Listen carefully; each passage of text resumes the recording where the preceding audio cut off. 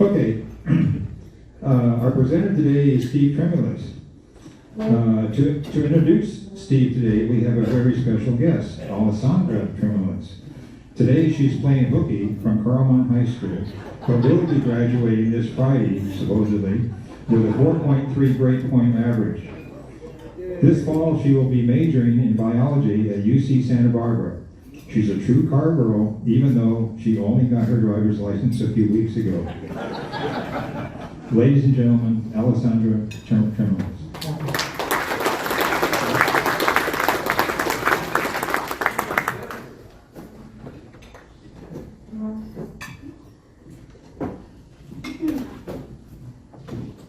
Hello, everyone.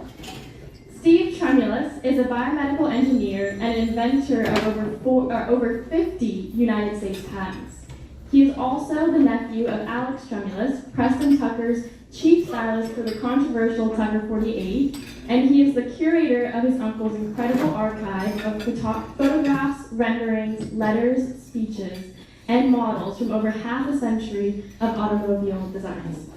Mr. Tremulis is an award-winning author on automotive history and a frequent guest speaker at various auto clubs and museums, as well as being a panelist on several Pebble Beach classic car forums during Carmel's Automotive Week. Mr. Tremulis has served on the board of directors for the Tucker Automobile Club of America, and he currently serves on the Tucker Archive Committee for the AACA Museum in Hershey, Pennsylvania. He is also my dad. So please welcome Steve Tremulis.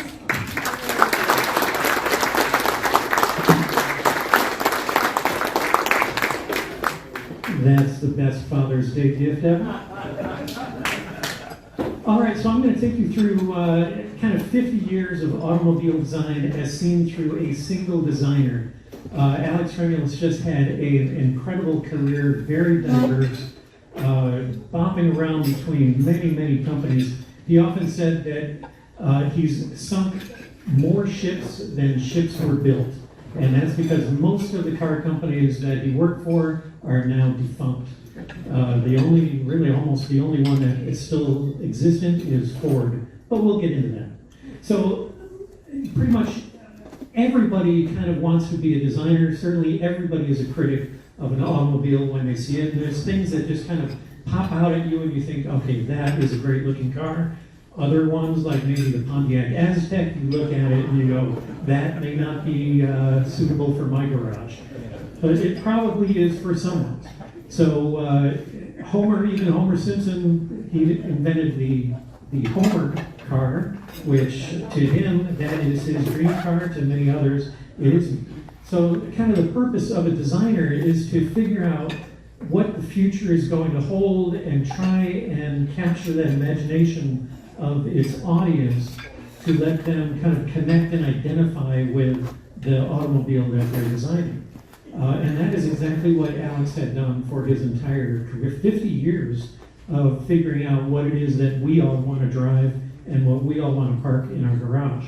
So there's a few things that kind of resonate throughout his entire career, and I'll cover those and then kind of jump right into the 50 years of his design work. First of all, he had this fantastic vision of what the future could be. He could anticipate the future trends. With the Tucker, he designed into it aerodynamic features as well as safety. It was really the symbol of safety is what the Tucker was. And he envisioned certainly flying cars and the cars of the future that we never did get and we're still waiting for. He was very good at cross-disciplinary design and engineering. He really wanted to marry aircraft design with automobile design. That was kind of a recurring theme through many of his designs. Again, aerodynamics was a part of most of everything he had done. And then really form and function, one follows the other, and he was right down along those lines.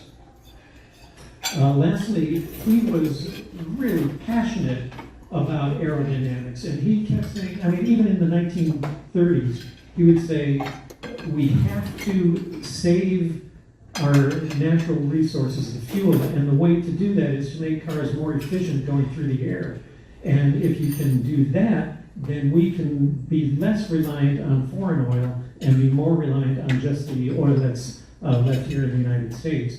But he also, he was bucking up against a very conservative automobile industry. So some of these really advanced concepts really ended up scaring a lot of the executives at some of these companies. But he was still able to get some of his concepts through and have those implemented in many of the production lines. So kind of what got him those visions was really starting out in his early age, his formative years. So I'll kind of walk through what it was that created such an image in his mind that he had this sole vision to change the world. There he is on a 1920 Templar. The Templar was my granddad, Alex's father. His automobile that he would use. My grandfather was a physician, and he used that excuse that he needed to be in the fastest car to be able to do the home visits that the physicians would do. So it was a matter of life and death that he had some of the fastest cars available to him. He was just starting out a family. This is Chicago. We grew up in Chicago. There's a little 6-year-old Alex on the trunk of the Templar. My grandmother was furious at him when he brought this car home because she was like, Sorrentos, what the hell are you thinking? We've got a family growing here. We've got little Alex. We've got a daughter, Ellie, coming. What's going on in your mind that you would take really a convertible, almost a topless car in Chicago in the middle of winter? How are we going to get kids from one place to another? And he would say, one at a time, mother, one at a time. But that car had in it, driving it, was a Rochester Duesenberg engine. And that, to my granddad, was just the bee's knees for automobiles, as well as Duesenbergs. They were winning at Indianapolis. So he was enamored with Duesenberg, and hence the young Alex was certainly influenced by them. The car that really most influenced my granddad and the one that would influence Alex for the rest of his life was Tommy Milton's car. And this was an incredible car. It's got everything going for it that kind of contributed to Alex's design career. Inside of here, you've got 2 Duesenberg engines, not just one, but 2 straight 8 engines. You've got the aerodynamics going on here. You've got the exposed side pipes, which just screams power and, get out of my way, not only visually, but audibly as well. This was an extremely loud car. So Tommy Milton's twin-engine Duesenberg Special, you'll see these themes kind of portray themselves in many of Alex's designs for the next 50 years.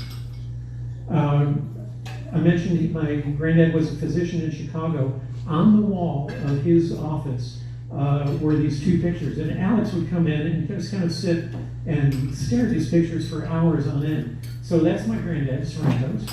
These are the pictures. One was Tommy Milton's twin-engine Duesenberg at the Daytona Sands, going 156 miles per hour. It set a land speed record. The other one is of Ralph De Palma in the 1912 Indianapolis. And if you're familiar with the history of Indianapolis, what happened is Ralph De Palma was winning the race in lead for 196 of the 200 laps.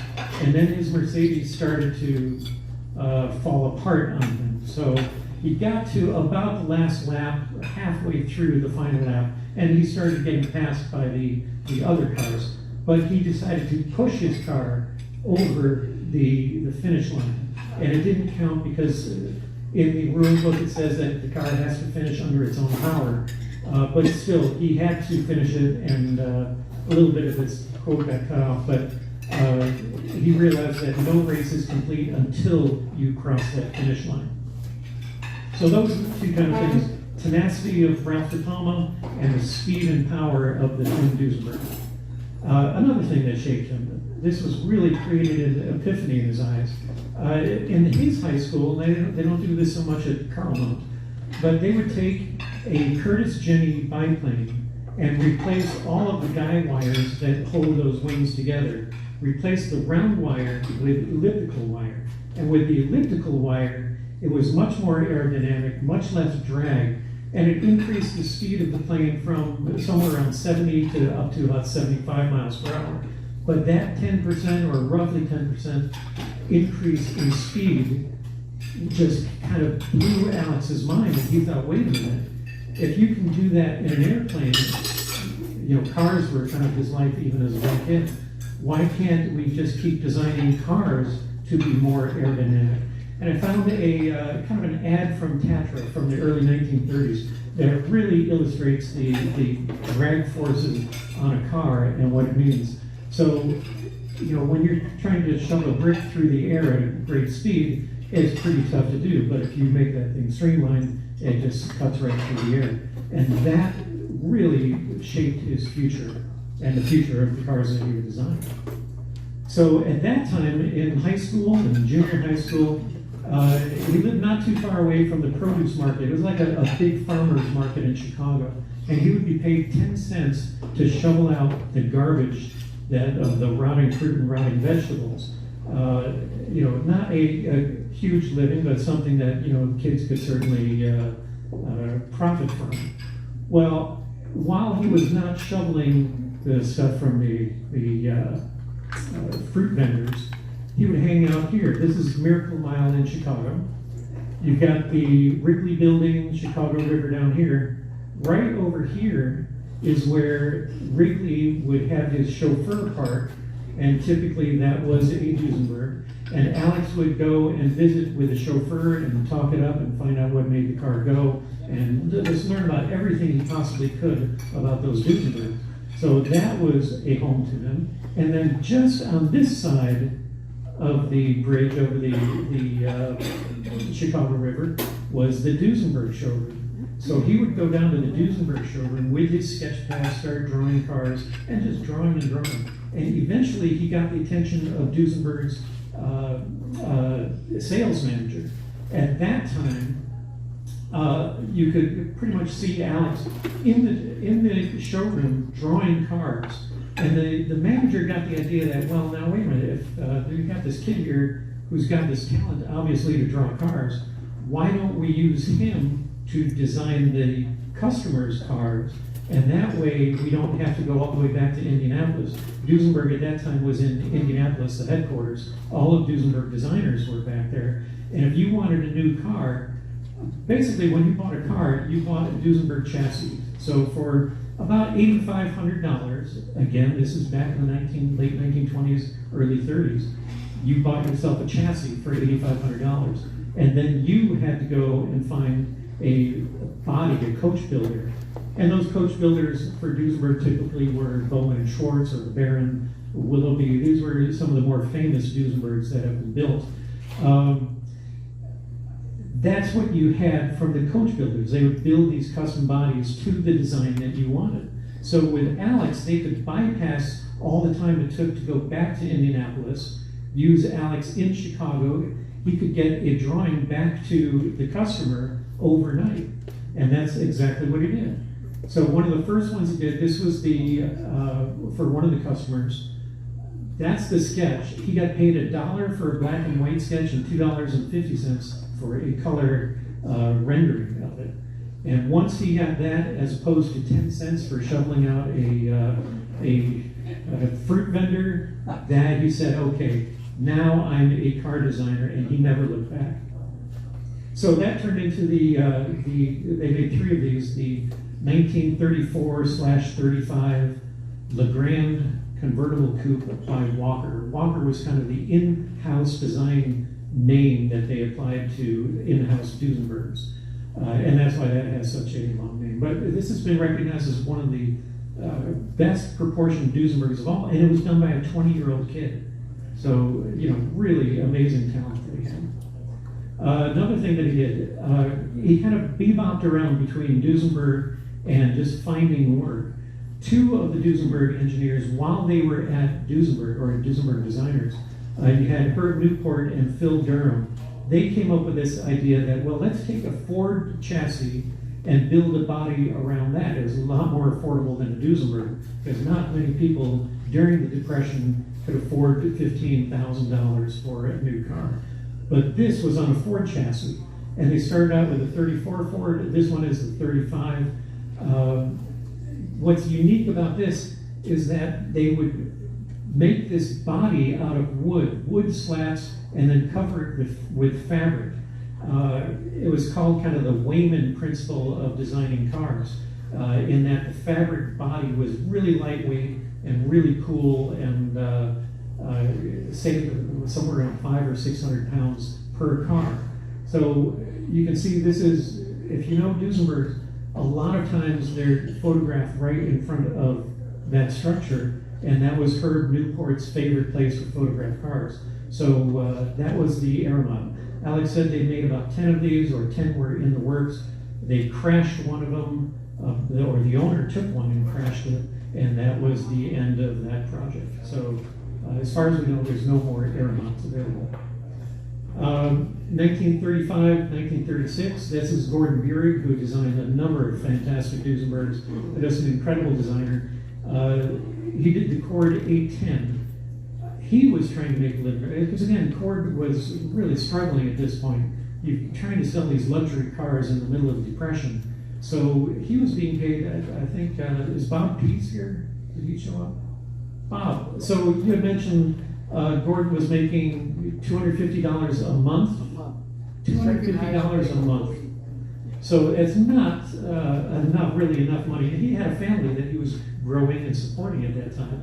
So he told them, look, I can't afford to stay here. I have to leave. And they didn't raise his price, or they didn't raise his, after all the gorgeous Duesenbergs he did, they didn't give him a raise to keep him on board. So he left in 1936, shortly after he designed the Cord 810, and they made Alex the chief engineer, chief stylist at Auburn Cord Duesenberg at 22 years old. So he was extremely young, but not inexperienced, because he had been designing cars for 15 years of his life.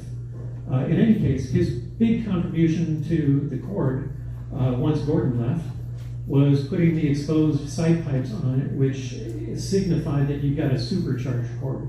And that increased the horsepower about 40% and really made it a performance automobile that really could not be matched. And he was forever apologizing to Gordon Burig for mucking, that is an M up there. Sorry, I mucked up your design. At the Chicago or New York Auto Show, where they were showing this, Alex was polishing the chrome side pipes, and this woman came up and said, who on earth put those god-awful chrome entrails on this beautiful car? And, Alex was, yes, somebody did. But, of course, he took credit for it, because he and Augie Duesenberg are the two who created those side pipes. But he said, oh, see, Gordon, you're not the only one who disliked these side pipes. In any case, they couldn't have been too bad. Here the two of them are together with a supercharged Cord. And then, of all cars, Gordon Burig, for his autobiography, probably his editor, put the supercharged Cord on the cover of his autobiography, when this car wasn't even built when Gordon was at Auburn Cord or Duesenberg. So it couldn't have been too bad. I kind of likened it to when you're playing Scrabble with your opponent, and they get just a massive score on their word that they put down, and then you come along and you put an S on the end and you get a triple word score. That's kind of what Alex got with putting the chrome side pipes on the 1936 Cord 810, which made it the supercharged 1937 Cord 812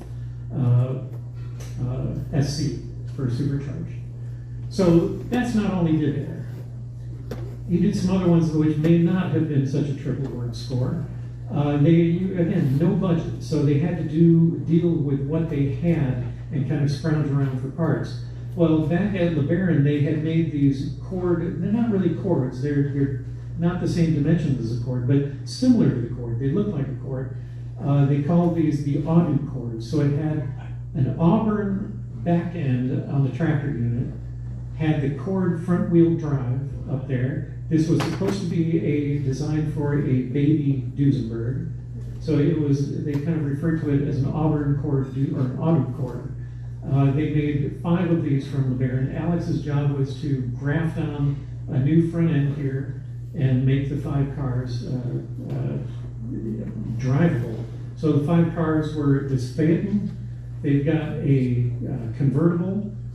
They had what was called the Berline, which the Cord family used for years and years afterwards as their personal limousine on their property. There was also a coupe and one other which is kind of escaping me. But those were the 3 that are usually referenced. Then, to make ends meet, for a 1938 model, Alex decided that, well, you gotta make do with what you've got. The louvers that were on the Cord are typically wider at the top and they kind of narrow down and it almost looks like an inverted pyramid. So Alex changed the rotation of those, put the larger ones down on the bottom, the smaller ones on the top, which makes it look like a different car and more streamlined, and that would have been the 1938 Cord 814. When Cord went under, they sold all of their tools and dies to Graham. This is the Graham Hollywood. They also, Huff used them for the Huff Skylark. Same tools and dies that made the Cord, different front end. This was going to be a front engine rear drive, which it was. Alex went with Graham and with the tooling and dies and spent 3 days as a consultant for Graham. So as a consultant for anybody, you can either tell your boss what you think, or you can tell them what you think they want to hear. So Alex decided to be honest. They were having trouble with this whole thing, but Graham was kind of, or the president of Graham was really proud that, well, for all of the Cord history and everything, all he paid was $40,000 for the tools, or the tools and dies to make these bodies, which you would think, okay, well, that's not too bad. You get a Cord automobile for $40,000. But Alex told him, well, you just bought yourself $40,000 worth of junk. You should have scrapped that. And the reason for that is when you look at how the Cord was built, it was so labor intensive. That's why the price was so expensive. Just the top alone, you had 7 different panels that had to be welded together, seamed together. You had 3 down the center, 2 on the back, 7 panels total. The labor involved to smooth those out and just to make the roof look normal was just incredible. So it was an extremely non-profitable venture, and Alex was probably right, and Graham probably should have listened to him.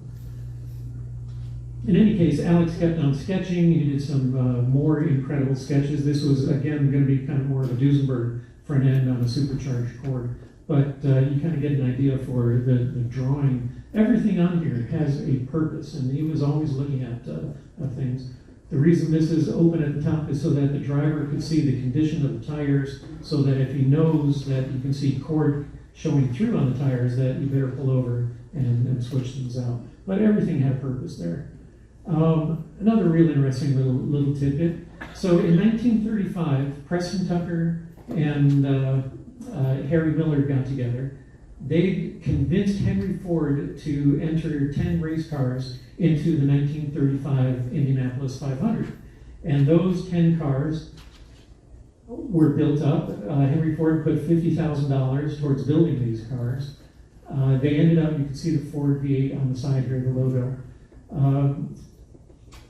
Of the 10 cars that they entered in Indianapolis, only 4 of them qualified, and of those 4, none of them finished the race because the steering box was located too close to the exhaust manifold, and it would lock up, and then their race day is over.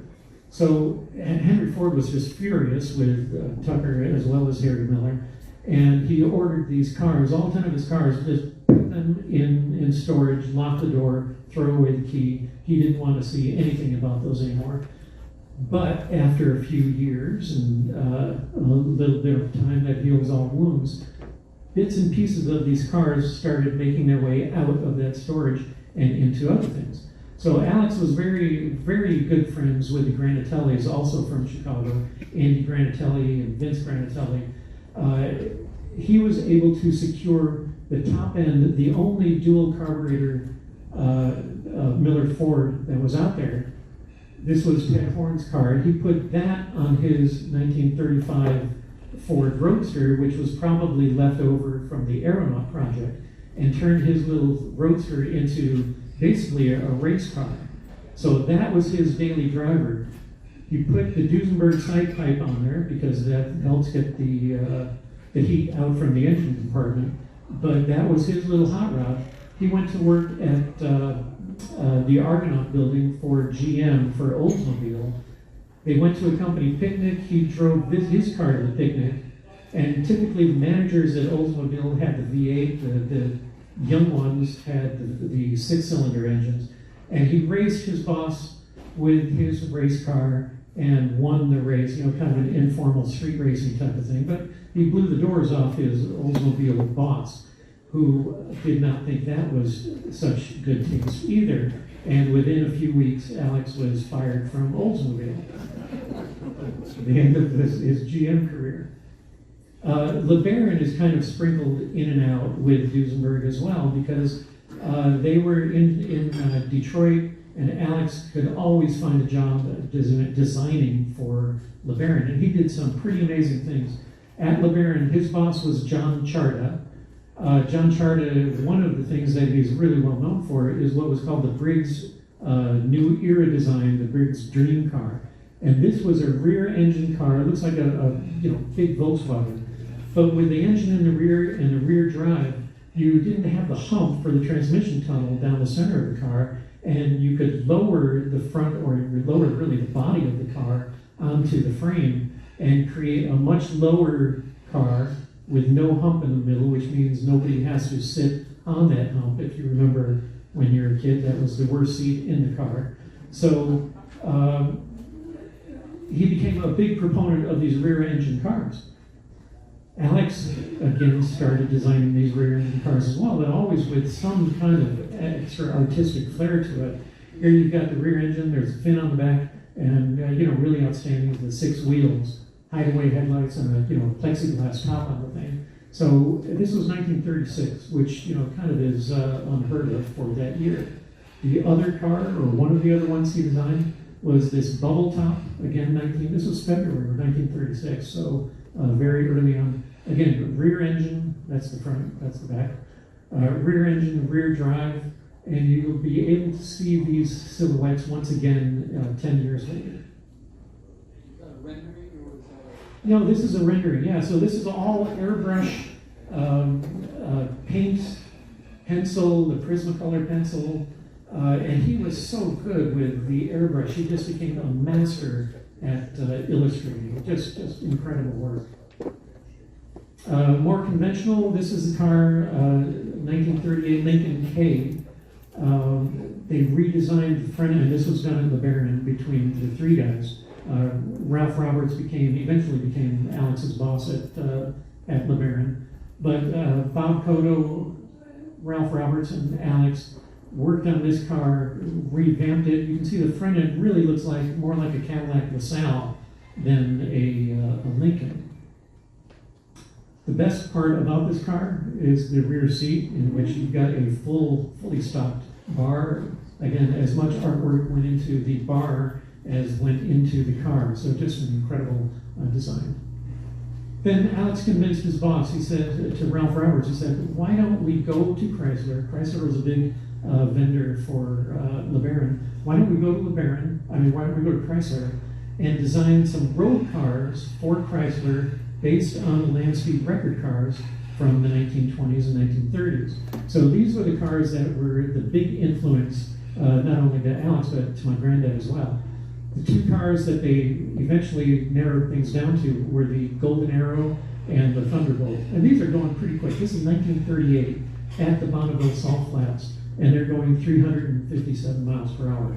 That is massively huge for any car at Bonneville, and this was done, 80 plus years ago. So the two cars they did, Ralph Roberts did the Golden Arrow. That became the Chrysler Newport. They changed the name right at the end because they felt that, well, the Golden, this doesn't look like the Golden Arrow, so we'll call it the Newport. And then the other one was the Chrysler Thunderbolt, and this really set the world on fire because now you've got no fenders, no flowing fenders on it. Everything was push button, so this really was a car of the future. The other thing this had was a retractable hardtop, the first in the United States, where the top just kind of folds right back down into the back end of the car. It was very stylish. Anyone know who this is? Gene Cooper. Not Gene Cooper. Gloria Vanderbilt. Oh. So, keeping with that style and with the celebrity type of status, there in front of the Chrysler Thunderbolt there, it attracted the attention of celebrities all over. One of the celebrities in particular had her own custom car shop, and that was Eleanor Powell, the tap dancer, the famous movie star. She gave Alex a call and wanted him to come work for her in her company, which was located on Rodeo Drive in Beverly Hills, because they were customizing cars for the movie stars. And she had all the clientele and the know-how, but she needed somebody who could design a car and customize cars, and that was going to be Alex. Sid Luft was the kind of the manager of the outfit. Sid Luft, maybe better known as Judy Garland's future husband, and then Lorna Luft is Sid Luft and Judy Garland's daughter. So that's the relationship there. The cars that they built, again, this kind of looks a lot like that Chrysler K or Lincoln K. Incredible looking car here. Eleanor Powell said this is one of the most beautiful cars she had ever seen. Well, this car, he ended up painting this car a white, and the white color had some orange thrown in it and some purple thrown in it. The car ended up going to the Trocadero Club, the Cafe Trocadero, which was the place to be seen anywhere in Los Angeles. This is where all the movie stars hung out. One of the guys who was at the Trocadero at the time was a guy named Jimmy Fiddler, and Jimmy Fiddler was like the owner of the National Enquirer. He was the gossip columnist to Hollywood stars, kind of the paparazzi, or the early paparazzi. So when this white Cadillac came driving up to the Trocadero, it set the world on fire, and everybody was talking about that. The next day he called Alex and wanted to know, all right, what did you guys do here? What color? What give me the name of the color? And Alex was like, well, midnight white, of course. So he just kind of off the cuff said it. They ended up selling gallons and gallons of this midnight white. They didn't give the formulation, but they sold the gallons of it to vendors. And a number of cars in Hollywood ended up with this midnight white from the Trocadero. In any case, Alex was having lunch across the street from the Custom Motors there on Rodeo Drive, and this guy comes in with an American Bantam. An American Bantam is kind of the clown car. That's one of the smallest cars you can find. Big guy. Evidently, he was about 6'2" or 6'3". And as Alex is eating his sandwich, he sees this guy come out of the car, and he goes, "What's a big guy like you coming out of a kiddie car like that for?" And the guy didn't get put off by it at all, but sat down and he said, "I'm looking for Alex Tremulis. He's not over across the street. Do you know where he might be?" And Alex was like, yeah, I know where he might be. Let me finish my sandwich and I'll go over and introduce you to him. So the two of them went across the street back to Custom Motors, and they had a little bit of a laugh about that.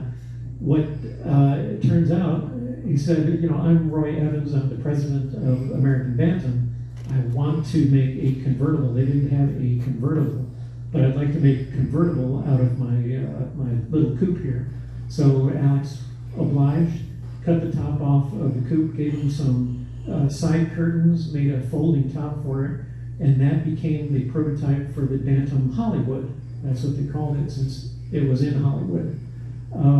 Alex took that car, drove it across country from Hollywood to Butler, Pennsylvania, which is where American Bantam was located. Along the way, he fell asleep at the wheel. He rolled the car, broke the top, had to do his own repair work on the top of that car and brought it into Butler looking just like brand new, except for his little repair job on the hickory stays underneath the convertible top. Then at Butler, or at Bantam, they used the prototype in their advertising because they weren't ready yet for production cars. And the reason you can tell that it's the prototype is she's standing in front of the windshield, which would have been cut. It would have been an almost vertical windshield. And that's why she's kind of hiding it with her body to make it look like, oh yeah, this is your typical convertible that you'll get from American Bantam. In any case, they made the Hollywood and then a four-seater, which was called the Riviera. And Alex did both of those designs.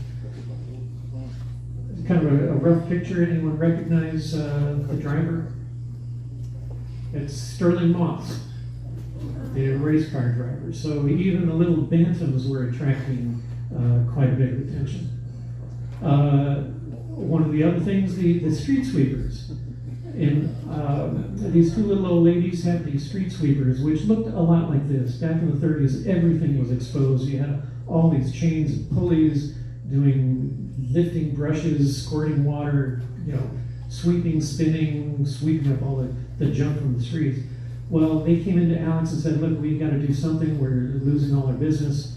What can you do for us? And when Alex and a guy named Glenn Tammon enclosed all of that bodywork, or all of the mechanicals, in some streamlined bodywork, and this became the Austin Western Model 40, and that put Austin Western on the map.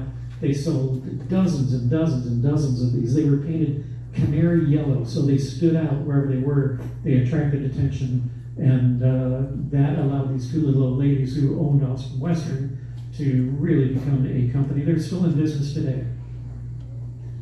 Well, we went to war. All the car production stopped. They started making tanks, airplanes, everything for warfare, and Alex started doing the same.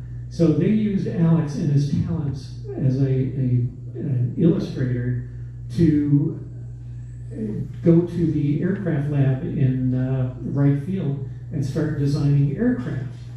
So here he's got, back from LeBaron, a Packard prototype front end. This was a prototype or a drawing for the Thunderbolt.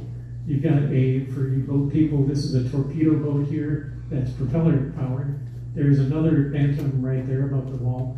But they put him, since he was so good at visualizing things and illustrating them, they put him in the aircraft lab.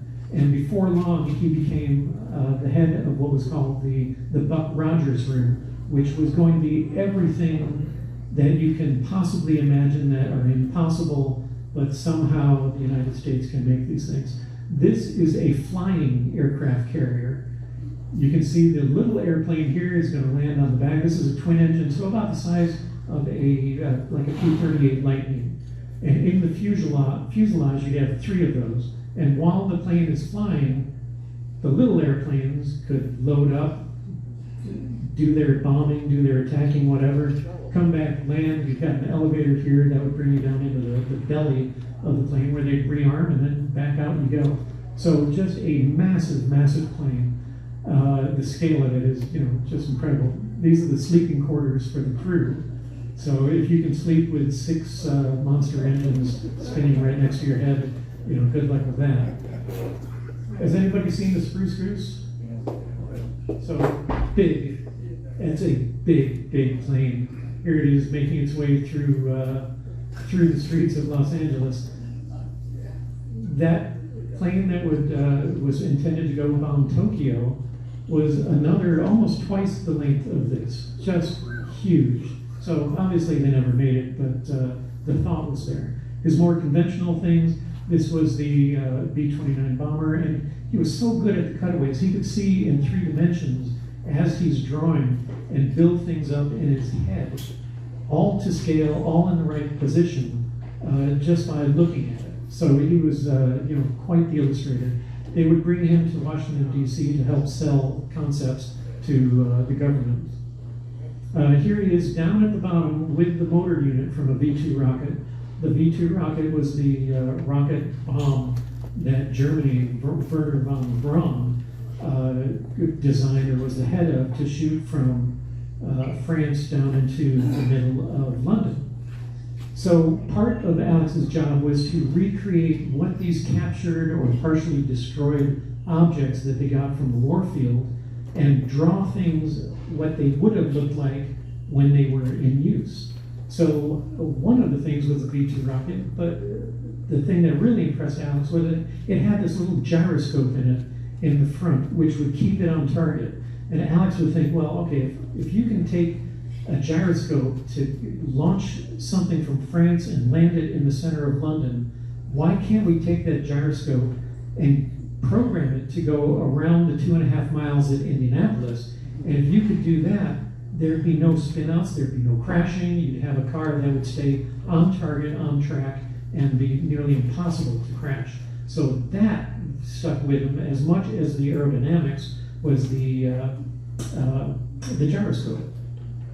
So he used that to make some of the first guided missiles for the United States. You can see these little fins. Again, gyroscope telling the fins where to go and how to direct its energy. United States was so far in back of England as far as jet technology goes.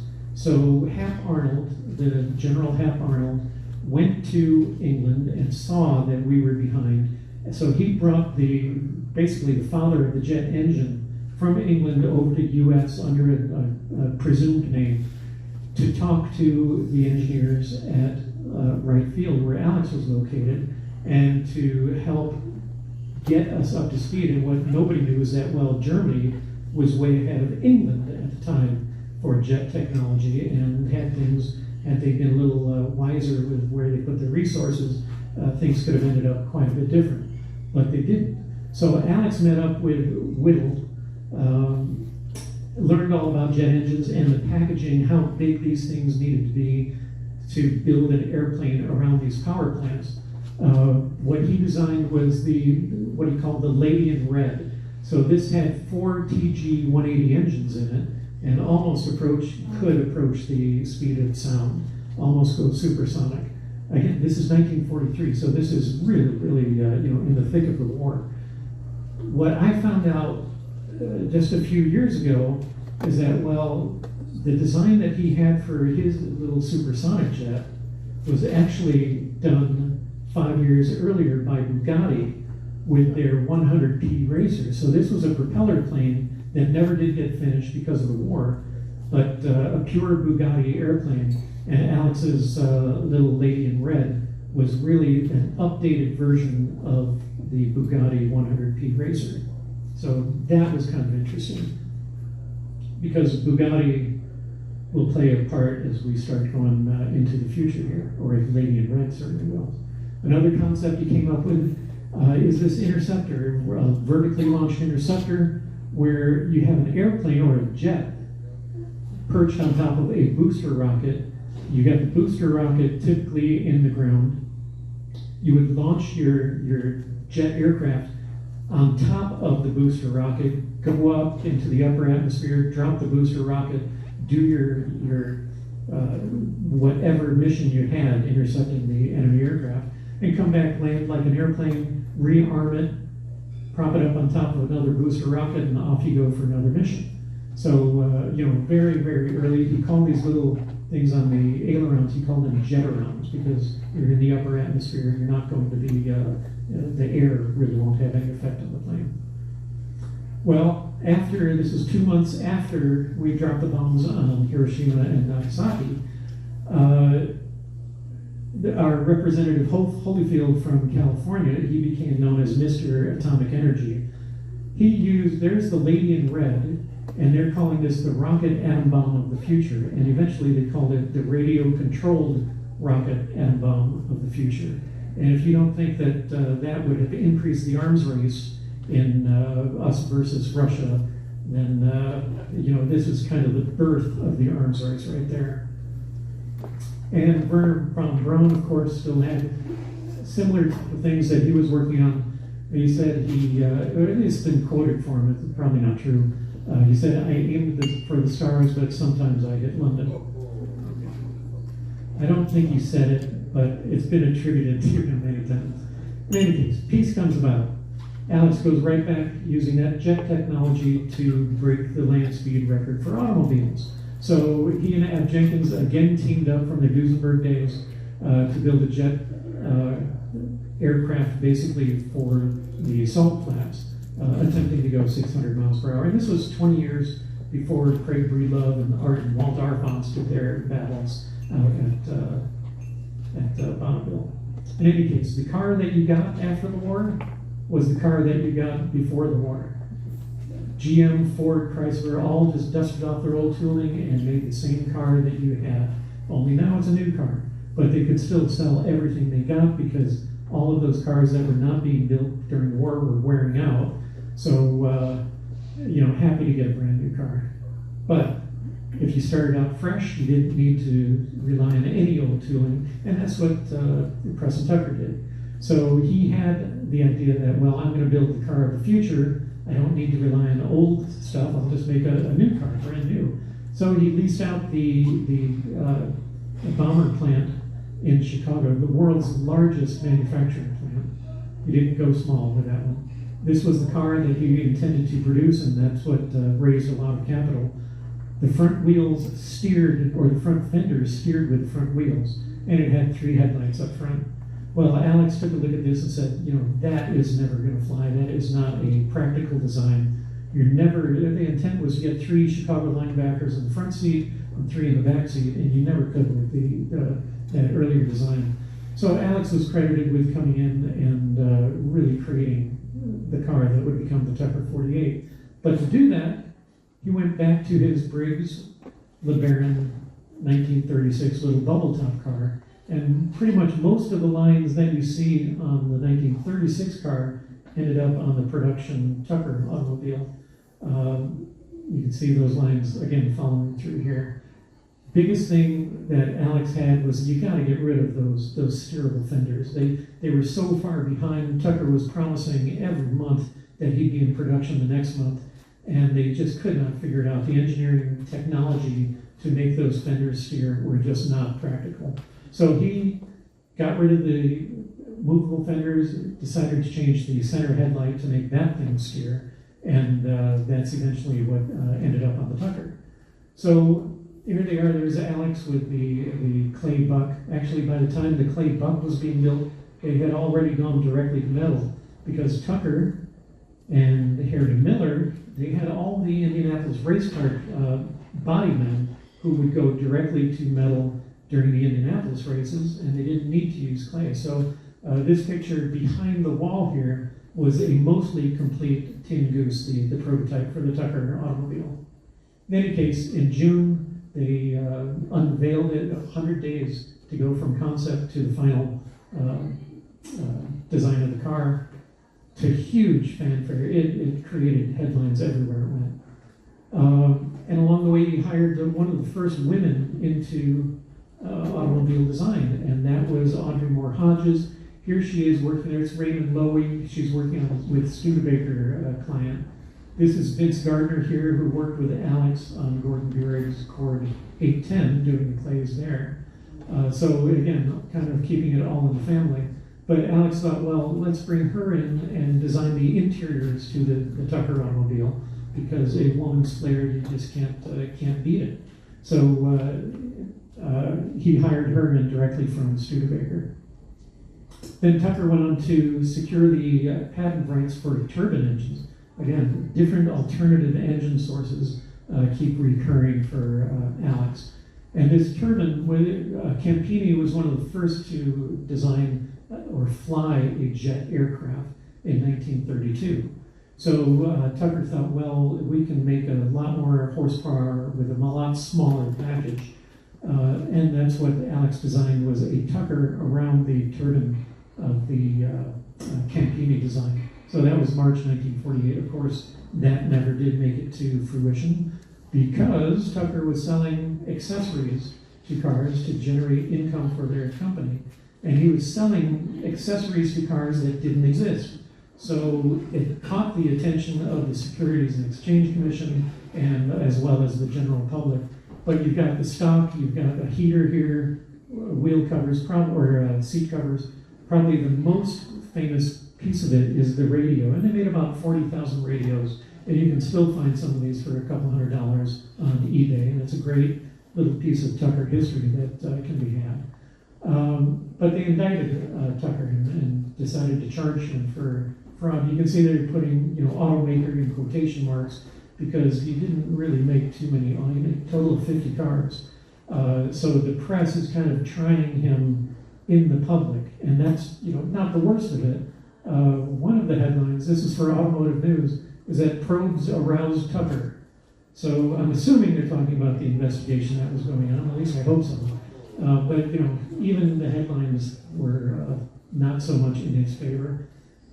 He had Capone's old gang, the old mobsters. They would buy franchises. Tucker was selling franchises. They sold about somewhere around $6 or $7 million worth of franchises, and nobody was going to get a car, and that made everybody mad. But even if you were not going to get a Tucker car, you still owed the money that you said you would pay for your franchise. So that didn't suit too well with the general public either. And Capone's guys decided to go after Tucker, and there were shots fired. Tucker escaped down the fire escape and got away from these guys. So there was, always drama surrounding Tucker Automobile, and still is to this day. In any case, he was found not guilty, and as well as everybody else in his company, and that was the end of the Tucker Corporation. However, Alex was still drawing, and he had a lot of spare time because they had one single product. He had a lot of spare time on his hands. What captured his imagination was the Roswell incident, and there was another one in Mexico where they had captured these small space beings. But he drew up what was probably the first image of what a flying saucer would look like. And this made it throughout all the newspapers, the front page of the Chicago Sun-Times, and started the UFO craze of the 1950s and the War of the Worlds and all the Leslie Nielsen movies with Forbidden Planet and whatnot. He also drew up this little roadster here. This is called the Mercury Speedster, 103-inch wheelbase. But again, trying to go back to the dry lakes, trying to go back to speed, getting some land speed records with as little horsepower as possible because of the aerodynamics of the car. Then he went to Kaiser Fraser from 1950 to 52. Again, this was going to be a Kaiser belly tank back to the Bonneville Salt Flats, back to as fast as you can go. They never made that, but they did make something a little more conventional. This was the Kaiser Sun Goddess, which was going to be a two-door hardtop for Kaiser, which they never did build a production model out of it. He also took the little Henry J, turned it into what was called the Allstate. This Allstate was going to be sold through the Sears catalog. Alex did an update on the front end of the car, the photo element, the interior of the car, and that is basically the changes that they made to create the Allstate automobile. They sold a few of those. He had the Chrysler 105, a little longer wheelbase than the Henry J. But again, he was always into alternative methods of fuel. This was going to be a Kaiser Turbodyne. And again, you can see the cutaway that he did, and really kind of a Batmobile type of car here. Then he went on to Ford, and he knew at Ford, when he walked in there, that this was a company, no matter what he did, he could not take that company down. So they put him in charge of the advanced styling. Here are his cronies. This is Bob McGuire over here. Roy Brown, who did all of the Edsel project. You've got the Lincoln and Mercury guys here. There's Alex. Bob McGuire was Army, Alex was the Air Force, and those two got along like oil and water. They just did not see eye to eye. McGuire was just a hard-nosed, by-the-book, regimented guy. Alex was free-flowing, free-thinking, throwing ideas out all the place, and really almost uncontrollable with his enthusiasm and creativity. But that was the inner workings. This is George Walker, who was the head of Ford Styling at the time. Probably the biggest contribution that Alex made was the wind tunnel testing that they did at Ford. So some of the first wind tunnel tests were performed at Ford underneath Alex. These are the cars that, some of the cars they designed, or some of the cars they tested. They took a 55 standard box car, put fins on it, tried to put bullet nose on it, do everything they could to make it more aerodynamic. Here's the Taj Mahal, and here's the Ford Mexico.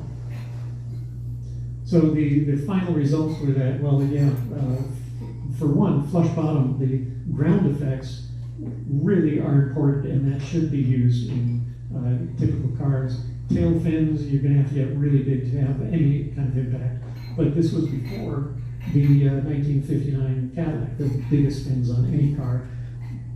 But they showed that probably those didn't have much effect. But the 3/8 scale size model was good for testing, and that's why Ford typically uses 3/8 scale models to do all of their testing and all of their kind of running through of ideas. They're about the size of a sofa in your living room, 6 feet long or so. In any case, he kept drawing up ideas. Here's La Turbo with pedestrian skewers on the front of it. This was the X1000. This had retractable fins, just in case you didn't want to see the fins as you're driving around. But again, very futuristic. Here's La Tosca. This was a Thunderbird concept. Also looks like a Lincoln. Well, that car was radio controlled, and Alex would be driving this thing around everywhere he could, because it was funny. They had about a mile range on the radio controls to it, and he would drive it from the testing ground, which was across the street, across Oakwood Boulevard, over to the styling studio, which was at the Ford headquarters in Dearborn. One of the days, it was running low on batteries, and the thing was just slowly creeping along the street. And behind the car was it getting a very infuriated Earl McPherson of McPherson Strut Frame. And once McPherson was delayed in getting into Ford because of this car inching its way across the street, he ordered it from Alex's studio over to the Lincoln studio, where it contributed to the 1958 Lincoln, the back end of that. Then the Ford Mexico, this was the aerodynamic car. This was another 56 Thunderbird, and it's called the Mexico because it was to compete in the Carrera Panamericana, which was a cross-country Mexico race. The idea was that this could beat the cars that were dominating at that time, which was the Mercedes 300 SL. You could get up to 200 miles per hour out of this with the aerodynamics, which would go faster than the Mercedes, even though the Mercedes was better on the cornering. But they figured out this entire race course and determined that Ford could win if they did something to the 56 Thunderbird, such as making it aerodynamic and capable of some excessive top speeds. But it only ended up in 3/8 scale. Another one going back to the speed, 500 mile per hour dragster here. This was called the Maxima, and obviously not practical for anyone except the one driver trying to get the land speed record. X2000, this was what a car was supposed to look like in the year 2000. Well, they used this in a lot of their advertising. The front end you can see here really looks a lot like Edsel. So what this was really intended to do was to soften the blow of the front of the Edsel with that horseshoe collar to make you think that, well, yeah, Edsel is the car of the future because this is the car of the future. And since this has a front end a lot like the Edsel, therefore the Edsel must be science fiction. So the X2000 was kind of used to promote the Edsel automobile to, of course, to no avail. Along the way, he hired in the first black designer. This was McKinley Thompson, just an extremely talented, very versatile designer. So Alex not only brought in one of the first women into automobile design, but definitely the first black engineer. He went out to design. Without him, we wouldn't have the Ford Bronco, and he was inducted into the Hall of Fame 2 years ago. The flying cars. This is the Ford Volante. Then the idea was get you above all the traffic. You can fly above that. And it's still the ideas and concepts are going through today. Only now you've got the drone technology, which is really making this possible. If you didn't like that, well, then you'd probably need a nuclear-powered car. So this was the Ford Nucleon, which would probably have an infinite life, at least of drivability in your garage. And you don't need headlights. The thing would go on its own. But in any case, they never made that. But that came out of Alex's, both those cars, the Volante and the Nucleon, were done by Jim Powers, who shows up, or used to show up at a lot of car shows with his Thunderbird. They never made that. Keeping along those lines, the Ford Seattleite, this was to have a fuel cell or nuclear power in there. And again, back to the 6 wheels for more traction and better stopping power. Ford Gyron. So he used those gyroscopes to stabilize a 2-wheel automobile. The problem there is that Ford was never going to make a motorcycle, and nobody wanted a 2-wheeled automobile. So it was kind of a problem looking for a solution looking for a problem. But they made the Ford Gyron, and this is eventually what caused Alex's ouster from Ford. Here Alex is with Sid Mead.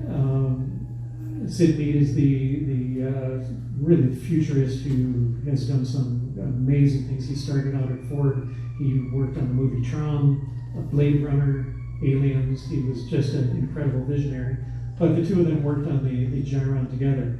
Sid Mead, we were talking about this earlier. As they were showing one of the prototypes for the Gyron,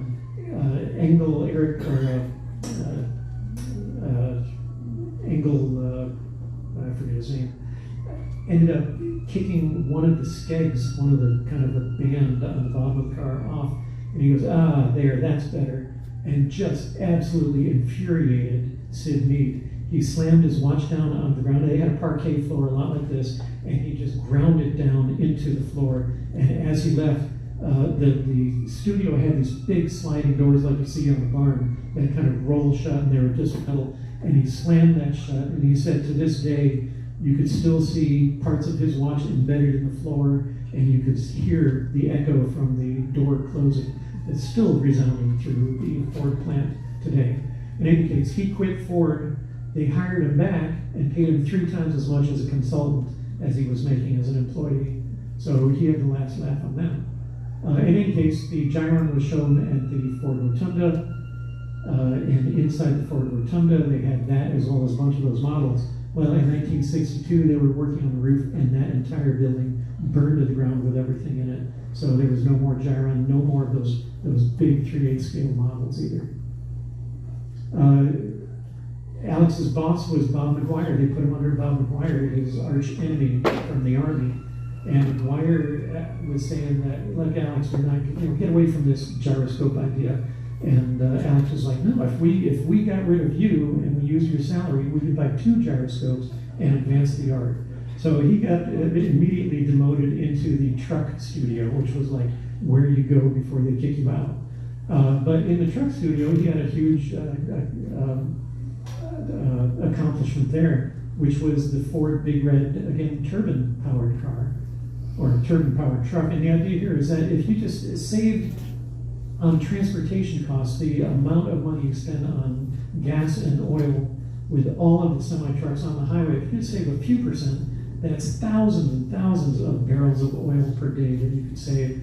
And it's all because of the aerodynamics. So when you see these kind of deflectors on top of the semi-tractor trailers and the skirts, those can go right back to the Big Red for Ford.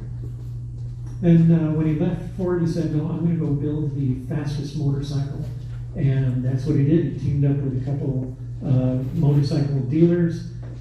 They built what was called the Gyronaut. This was actually the 999 here is in reference to Ford.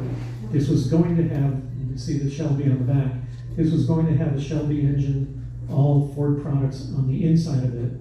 Shelby did provide the engine. Ford gave him the transmission and the differential for it. But they decided not to go with Ford. They went with Triumph engines. So 2 Triumph engines, and this was called the Gyronaut, and got the world's fastest motorcycle title at 245 miles per hour in 1966. However, Alex was still going after speed, so he and Walt Arfon teamed up to consult on, for Goodyear, On the Arfon's project, Alex got free tires for his Gyronaut motorcycle, and that worked out really well for everybody involved. This made it up to somewhere around 500 miles per hour. These are the JATO, the jet assisted takeoff rockets. These cost about $1,000 per. Had 15 in the back of that car, so $15,000 bill to Goodyear, and it's not one way, it's two ways, so it's $30,000 just to get a record. And then these 15 each way was not enough, so they went up to 25 in one direction, and still was not enough. It just they misfired and didn't work out so well. Goodyear thought they were absolutely bonkers to try something like this, but nobody got killed. He kept with the gyroscope idea. This is the Gyro X in 1967. He and Tom Summers built this, and it actually worked. They drove it on the roads. At that time, this is Tom Stafford, the astronaut. He was on the board of directors for the gyro car, and he got Alex in touch with a bunch of other astronauts. So at that time, if you were an astronaut, you were able to lease a Corvette from Chevy, from GM, for $1 a year, and that was your car for the year. So the car that Alex worked on were the three for the Apollo 12 astronauts, astronaut Beam, Conrad, and Dick Gordon. So he came up with this color paint scheme that would match all three cars. One would be the lunar modular pilot, one would be the commander, and whatever the technician was for the third one. They built three of these cars. These were painted by Jim Rathman, again, the Indy 500 winner who had a dealership down in Melbourne, Florida. And those were the cars that they built, or they painted. He also did some work with Evel Knievel. You know, he's trying, as a designer, he's trying to consult his work out wherever he can. So this was to jump over the Snake River Canyon, and here you've got Evel Knievel himself on the Jack Parr show with Alex's drawing of the sky cycle making the jump, and you know, again, using that to create some interest for his next jump. Then finally off to Subaru. This is Subaru Brat number 1. Alex helped out with the production of this as well as all of the accessories. He designed the light bar, a little camper shelf for it, the front bumpers, but that's really not the original Brat. Oh, Alex. The Brat is the one on the left here. That one's a sweetheart. Did you mention the Tom Matano article? So with Allie, here's a little tidbit of information for you. Allie just wrote an article on our esteemed Tom Matano, designer of the RX-7 and the Mazda Miata, and she just won a journalism award just a couple days ago for that article called "The Best of Snow," the student newspaper online. So hats off to you, Allie. And her entire high school career, 46 A's and 2 B's. Incredible. So yeah, the Brat is the car. But Alex, for the Brat and some of the other Subaru cars, he took the center light from the Tucker and was able to get that onto the Subaru. So a lot of the Subarus you see from the early 1980s have this center passing light, which came directly from Alex, which came directly from Tucker. So Tucker kind of lives on a little bit in the, if you can find an unrusted Subaru with a center headlight. He also designed the X100, which was going to be a 100-mile-per-hour vehicle. And they did build this, and it did get 100 miles per hour at the Ontario Motor Speedway.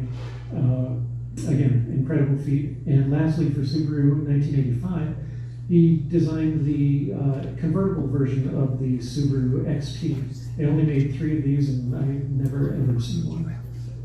So where are they now?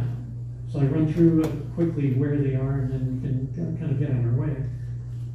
This is kind of interesting because, again, these things keep coming up over and over again. So the drawing that he used, for one, the drawing that he used to create the Legrand Duesenberg was found in at a kind of a junk yard sale in Auburn, Indiana. It was found by Strother McMinn, who was the head of the Art Center College of Design in Pasadena, which trains all the folks how to become a stylist. He found it in the 70s and recognized it for exactly what it was. They created those 3 cars and sold it back to Alex for $2.50. In any case, all 3 of those cars still exist today. This one was at the Academy of Art. That's now in a private collection. This one is up in the Washington in the Lion Museum. And I'm not sure who owns the black one. I think that's in private hands as well.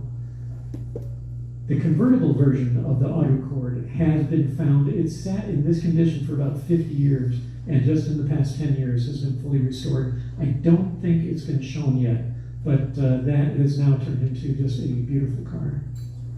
The other version, the limo, the E.L. Cord's actual personal limo, this is obviously at Pebble Beach and is up at the Reno collection, the National Automobile Museum, formerly Harrah's, and can be seen up there.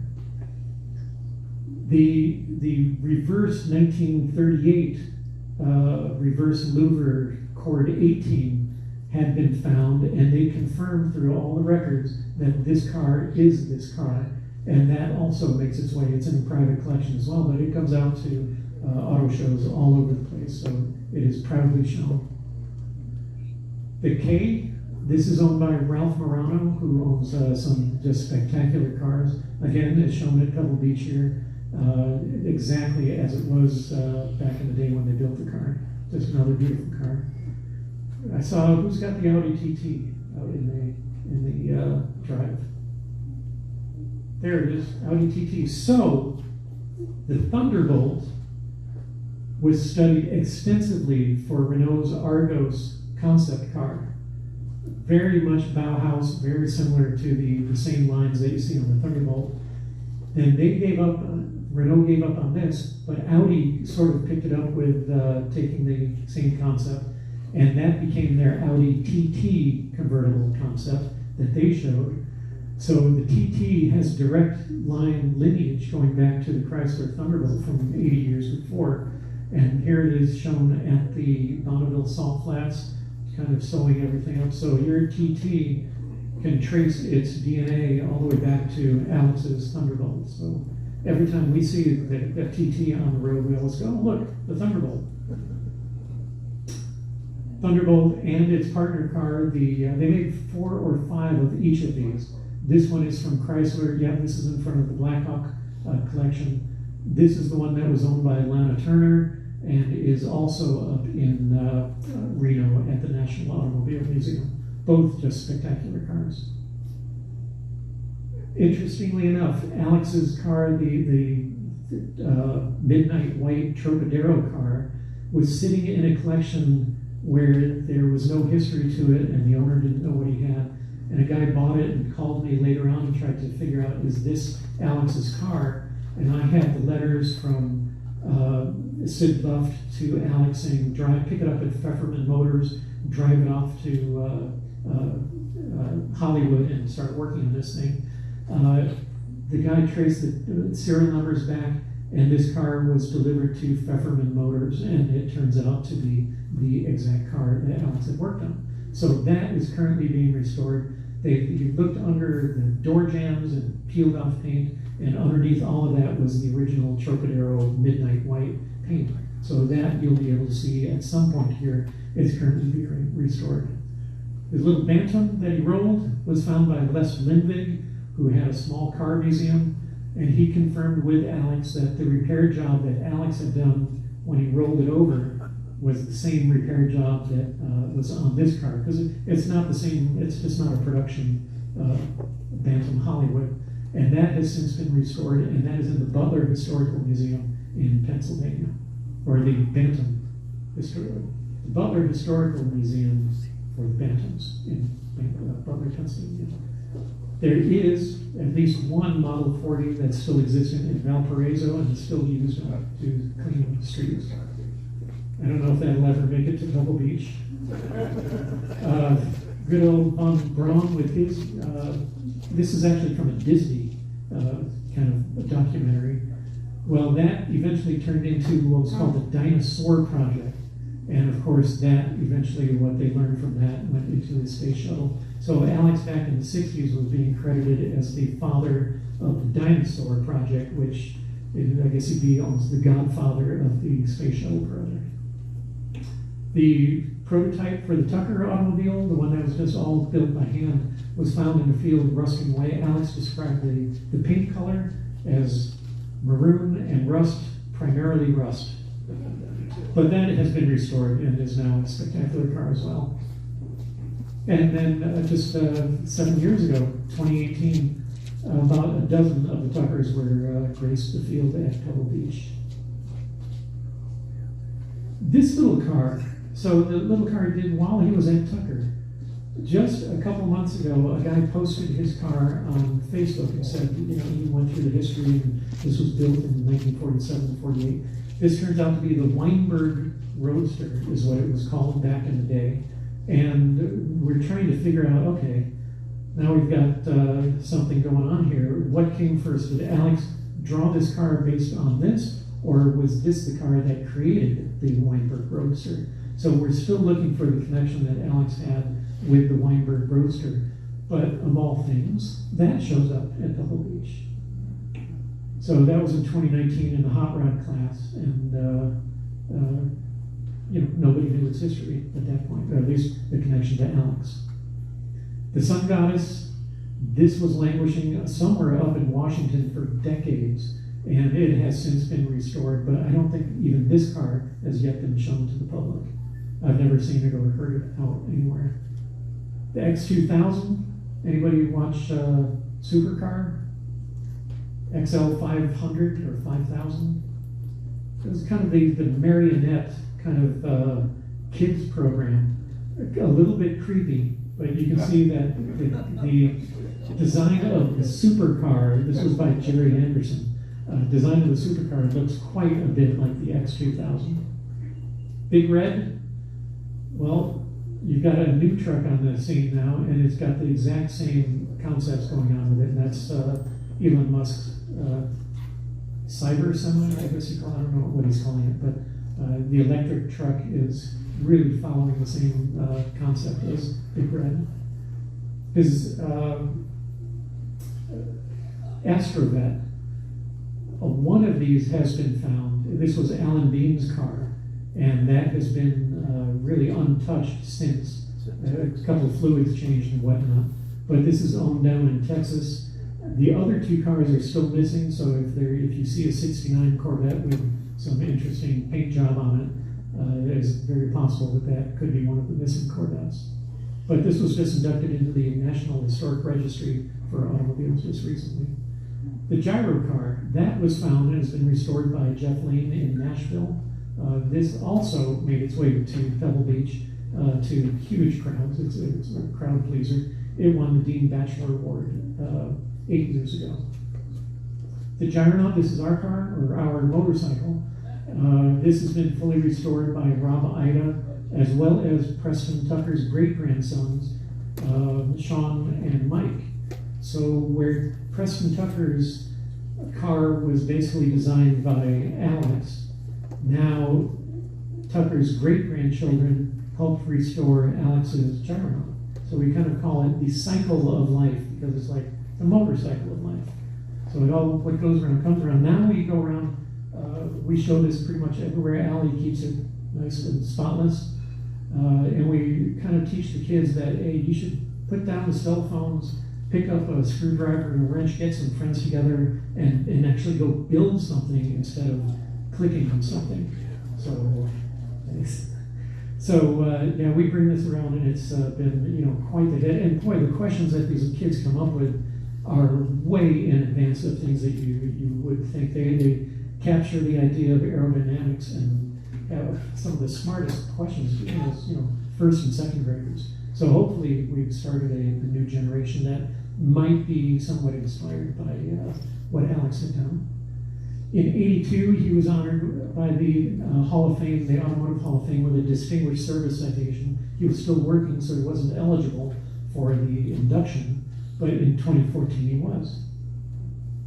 So here he was actually inducted when he went to work for Oldsmobile in the same building that he was working for Harley Earl in Detroit. And lastly, we're working with just some of the top-notch director and producers to make a documentary of Alex's life. And we've already gone through with Sid Mead, Jim Powers, just a whole host of who's who in automobile design with interviews. These guys did Ab Jenkins documentary on Ab Jenkins and the Mormon Meteor, and the Duesenbergs that Ab Jenkins had worked on. And they're helping us out here, and we could certainly use more help. And thank you to Elisa and Tomatano at Academy of Art, who have graciously encouraged us to seek them out to help out with this documentary.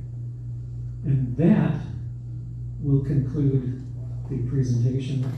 Thank you so much. Do you have any questions? It's a lot of information, and hopefully some of those designs will capture your imagination and go, yeah, this is really, really cool. You know, in one period or another, one decade or another. But drive safely going home, guaranteed. So yes, thank you. I'm honored to be here. Thank you. Drive safely, and we'll see you next time.